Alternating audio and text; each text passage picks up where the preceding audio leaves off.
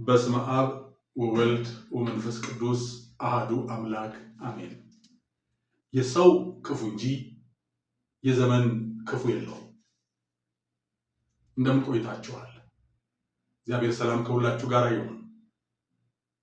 ለቻናሌ አዲስ ከሆናችሁ ሰብስክራይብ በማድረግ ሌሎችን በማካፈል አገልግሎቱን እንድታግዙ በእግዚአብሔር ፍቅር አደራ ሰጣለሁ። እንዲሁም ጨርሰን እንድናደምጥ እግዚአብሔር መልእክቱን የላከልን መልእክቱን እንድናስተውል ነውና ከራሳችን አልፈ ሌሎች በረከት እንድንሆን በሚገባ ማዳመጥና ማስተዋል አለብን። ሌላ ደግሞ አገልግሎቱን ለማገዝ እግዚአብሔር ልባችሁ ያነሳሳ ሰዎች በስክሪኑ ላይ ባሉት የባንክ ቁጥሮች እግዚአብሔርን ስራ ለማገዝ እጃችሁ እንዲዘረጋ ለበረከት ለራሳችሁ በረከት በእግዚአብሔር ፍቅር አነሳሳችኋለሁ። ምክር አገልግሎት የምትፈልጉ እንዲሁ በስክሪኑ ላይ ባሉት ቁጥሮች በመደወል እግዚአብሔር ሰጠንን በረከት ጸጋ እንዲሁ እናካፍላለን። የሰው ክፉ እንጂ የጊዜ ክፉ የለውም ስል ምናልባት ምን ማለት ነው ልትሉ ትችላላችሁ። ሁላችንም የምናነሳው ዘመኑ ከፋ ነው እንጂ ምንድነው ሰው ከፋ አንልም። በእርግጥ ዘመኑን የከፋው ወይስ ዘመኑ ያከፋው ሰው ነው? ይሄንን ልናስተውል ይገባናል። እዚህ በዘፍጥረት ምዕራፍ 3 ከቁጥር 11 እስከ 15 በተለይ ከ10 ጀምሮ ባነብ አዳም እግዚአብሔርን በበደለ ሰዓት ራቁቱን ሲሆን ወዴት ነህ አለው። እርሱም በገነት ድምፅህን ሰማው፣ ራቁቴንም ስለሆንኩ ፈራው ተሸሸኩም። እግዚአብሔርም አለው ራቁትክ እንደሆንክ ማን ነገረ? ከእርሱ እንዳትበላ ካዘዝኩ በውኑ በላህን? ዛፍ በውኑ በላህ? አዳምም እኔ አለ። ከኔ ጋር እንድትሆን የሰጠኝ ሴት እርሷ ከዛፉ ሰጠችኝና በላው። እግዚአብሔር አምላክም ሴቱን ይሄ ያደረግሽው ምንድር ነው አላት። ሴቱም አለች እባብ አሳተኝና በላው። እግዚአብሔር አምላክም እባቡን አለው ይህን ስላደረግ ከእንስሳት ከምድር አራዊት ሁሉ ተለይተህ አንተ የተረገምክ ትሆናለህ፣ በሆድህም ትሄዳለህ፣ አፈርንም በሕይወት ዘመን ሁሉ ትበላለህ። በአንተና በሴቱ መካከል በዘርና በዘሯ መካከል ጠላትነትን አደርጋለሁ፣ እርሱም ራስን ይቀጠቅጣል አለ ይላል። እግዚአብሔር ይመስገን። እንግዲህ አሁን ይህንን ክፍል ያነሳሁት ለምንድን ነው? ክፋት የመጣው እንዴት ነው? በዘመን የተነሳ ነው ክፋት የመጣው ወይስ ሰው ነው ዘመን ያከፋው? ይህንን እንድንመለከት ስለምፈልግ ነው። እግዚአብሔር እየተናገረ ያለው መነሻችን ላይ እየተናገረ ያለው ስለ ዘመኑ አይደለም። እግዚአብሔር የፈረደው በእባቡ ላይ በሔዋንና በአዳም ላይ ነው እንጂ በዘመኑ ላይ አይደለም። እግዚአብሔር በቀጥታ ሲናገር የሰማነው የምንመለከተው ሰዎችን እንጂ ዘመንን ሲናገር አንመለከትም። የተነገረው የሰዎች ክፋት ነው። ሰዎች እግዚአብሔርን ባለመታዘዝ በአመፀኝነት ከመልካሙ ምክር ይልቅ የጠላታቸውን ምክር ሰምተው ወደ ሞት መሄዳቸውን በእግዚአብሔር ላይ ጠላት ሆኖ ማደማቸውን ነው የሚነግረን እንጂ ዘመኑን አይናገርም። ዘመኑ ምን አጠፋ? ሰከንዱ፣ ደቂቃው፣ ሰዓቱ ብሎም ቀን፣ ከዚያ ሳምንት፣ ከዚያ ወር፣ ከዚያ ዓመታት እያለ አለ 10 ዓመት ብለን 100 ዓመት ብለን እያለን የምንሄድበት ምን ተለወጠ? ምን አጠፋ? አንድ ቀን 24 ሰዓት ነው። ዓመቱ 365 ቀን ነው። ምንድነው ዘመኑ ጋር ያለው ክፋት? ዘመኑ ጋር ክፋት የለም። እግዚአብሔር የሰውን እድሜ ሲቀንስ እግዚአብሔር እኮ እድሜ እያሳጠረ ነው የመጣው። እድሜ ያሳጠረበት ምክንያት የእግዚአብሔር የዘመን ካዝና ወይ ደግሞ የዘመን ማስቀመጫ አልቆበት አይደለም፣ የሰዎች ኃጢአት ነው። ከሰዎቹ ክፋት የተነሳ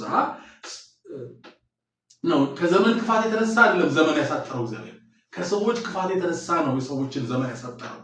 ዘፍጥረት ምዕራፍ 6 ላይ ምን እንደሚለው እግዚአብሔርም አለ መንፈሴ በሰው ላይ ለዘላለም አይኖርም፣ እርሱ ሥጋ ነውና ዘመኖቹ 120 ዓመት ይሆናሉ አለው።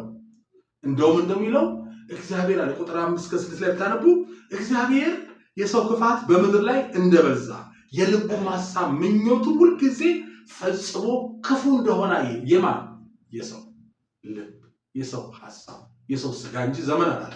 ስለዚህም እግዚአብሔር ሰውን በምድር ላይ በመፍጠሩ አዘነ፣ ተጸጸተ ይላል። አዘነ ተጸጸተ ማለት በሰው ውጤት ማለት እንጂ ይሄ ነገር እንደሚከሰት እግዚአብሔር ጠፍቶት አይደለም። በቃ ግን እግዚአብሔር ይሄንን ድል ለሰው በመስጠቱ የሰው ዕድሜ እንኳን ያጠረው እግዚአብሔር ዘመኑ እያለቀበት አይደለም።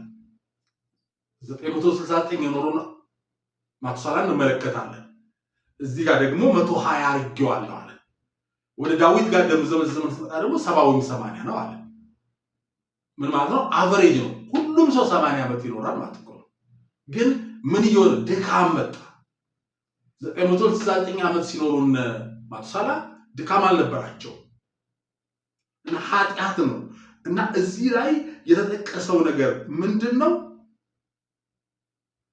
የዘመኑ ክፋት ከሰዎች የተነሳ ነው። ስለዚህ ዘመን እንዳይረዝም፣ ዘመን እንዲያጠር፣ ዘመን እንዲከፋ ሆነ እና ክፋት ያለው ሰው ጋር እንጂ ዘመን ጋር አይደለም። ዘመን ምን አጠፋ?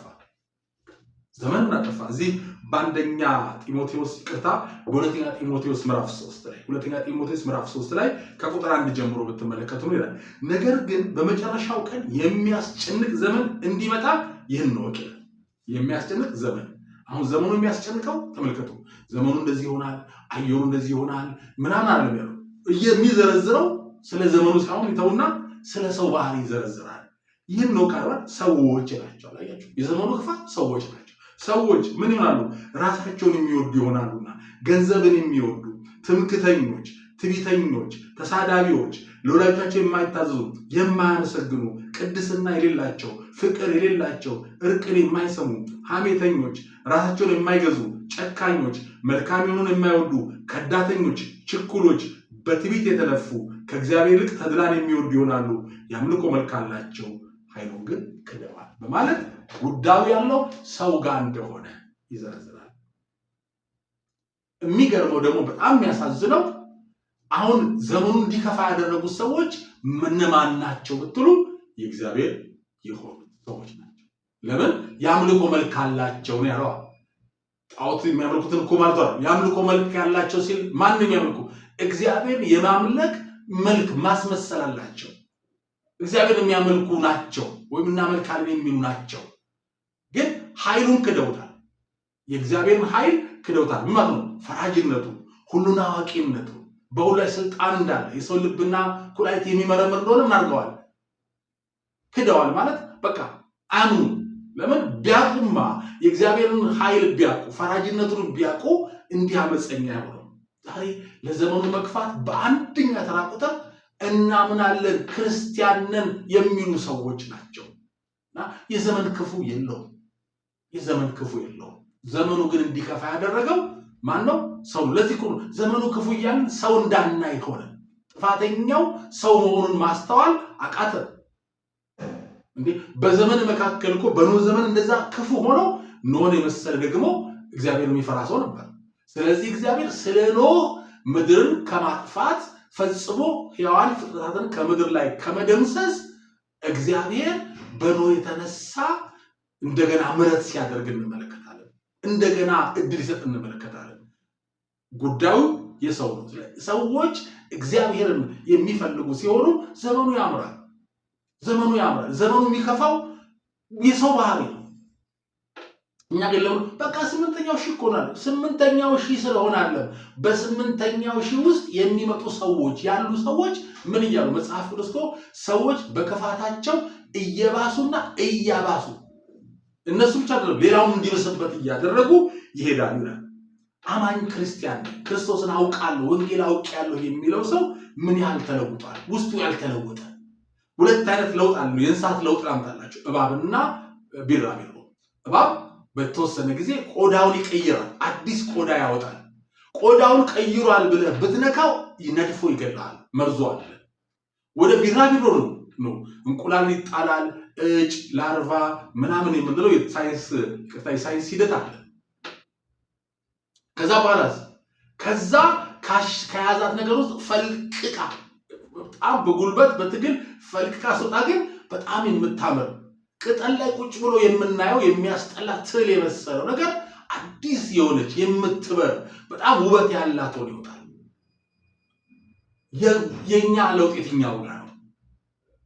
ቆዳ መቀየር ነው ወይስ ይሄ ፍጹም ለውጥ? በሳይንሱ ሜታሞርፎሲስ ነው የሚባለው። ፍጹም ለውጥ ነው። የብዙዎቻችን ቆዳችን ልክ እንደ እባብ ይቀየራል። አልተለወጥንም። አስታውሳለሁ የዛሬ 30 ዓመት በፊት በአንድ ሰንበት ትምህርት ቤት የተጣሉ ጓደኛሞች ነበሩ እና በኋላ አንደኛው በአጋጣሚ ልበለው መንፈስ ይዞት የመዝሙር እያጠኑ እያለ መንፈስ ይዘውና ይጥላል።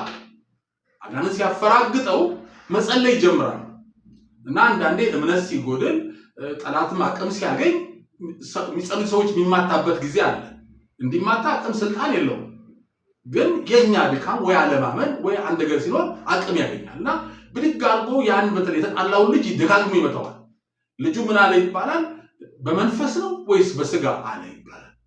አጋንንቱ ይመታኝ ወይስ አንተ ነህ ማለት ነው። ያልተለወጠ ማንነት እና ያልተለወጠ ነው።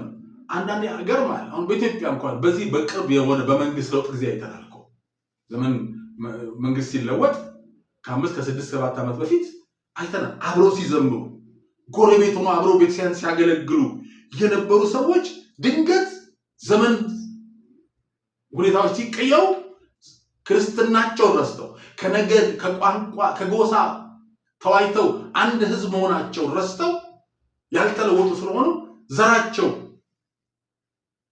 እኔን ዘር አለው የሰውን ዘር የተቃወምኩ አይደለም፣ ግን ወንድምን ለመጥላት ዘር ትዝ ካለ ዘር ሳይሆን ትዝ ያለው ዛርህ ነው ትዝ ያለ ወይ ዛርህ ነው የተነሳበት።